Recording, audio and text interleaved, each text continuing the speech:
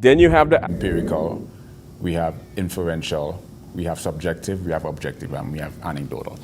And the way they go about evidence is a sort of circular. So being able to write and compose music, understanding the physics of music is inevitable.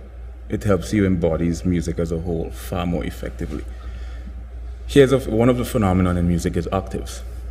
Why we hear octave, it turns out that we hear logarithmic.